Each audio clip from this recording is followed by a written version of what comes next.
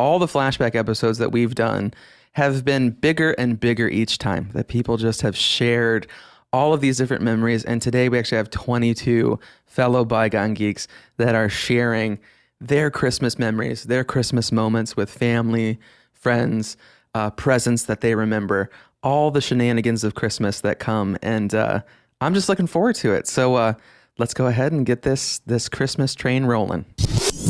Okay, people, tomorrow morning, 10 a.m., Santa's coming to town. Santa! Oh my God!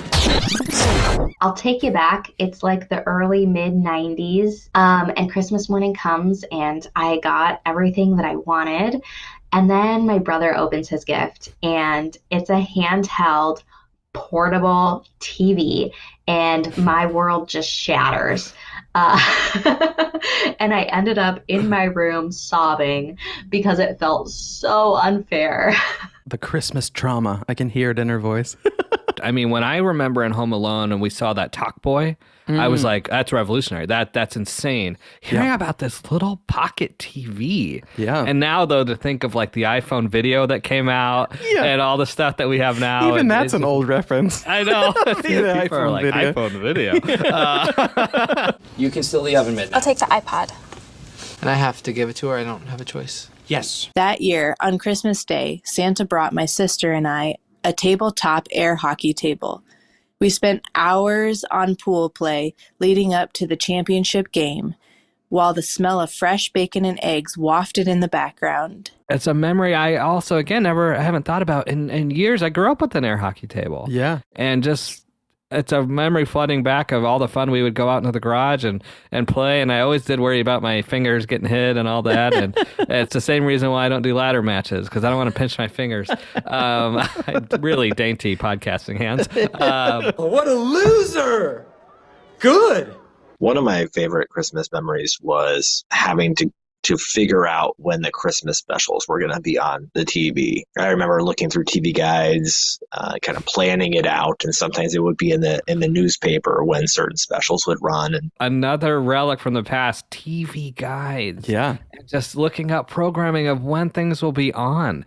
Kids don't even know. The struggle. And if you missed it, gone forever. You gotta wait till next year. There was a long period that it switched to the digital TV guide where it was just the scrolling boxes of literally no joke, kids that are listening to this.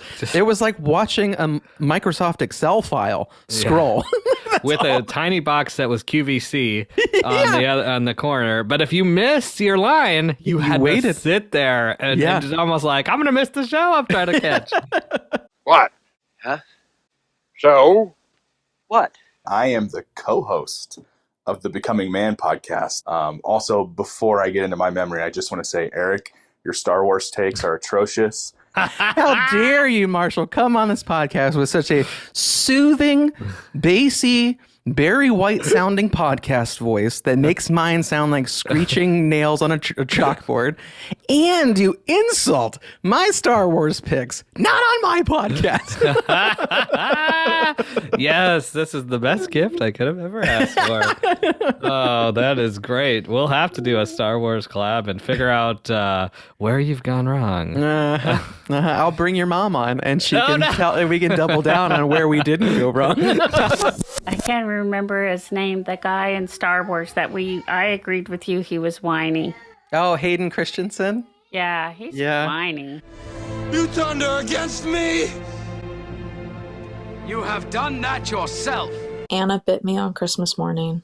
Yes, maybe we were 3 and 5 and 4 and 6. And I don't know why. Maybe she was just jealous of something or that, but she bit me on Christmas morning. It was sad for me. It's sad for her. I love her delivery. It's so funny. I think what happened was Kate got that pocket TV, and then Anna was like, I'm going to bite you. You got to keep that tradition alive. I hope that she still does bite her every year. Come, Maurice. What is a simple bite on the buttocks among friends? Here, give me a nibble. The next one we have is from Andrew.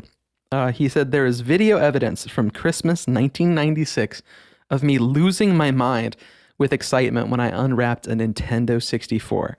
I spent the rest of winter break playing Super Mario 64 and cruising USA with my big brother. To this day, my absolute best Christmas. He also says, I remember my brother and I watching the amazing 1996 polygonal graphics and remarking that they were so lifelike that you couldn't possibly get any better. That's it. Pinnacle of human achievement for lifelike graphics in video games. When I wanted something for my Nintendo 64, Zelda's great, Turok 2, South Park would be fine. Gosh, to hear 22 different people just share all of this stuff as our biggest flashback episode, I couldn't ask for a better group of people to listen to this podcast and contribute to this podcast. Yeah, Dang he's it! crying. We did it. Moments, man. Bygone You guys, Geeks, we did it. Yes. Mission accomplished. He cried earlier with Marshall's comments about his Star Wars stuff, but this is a different I did. different cry. That one hit my ego pretty hard.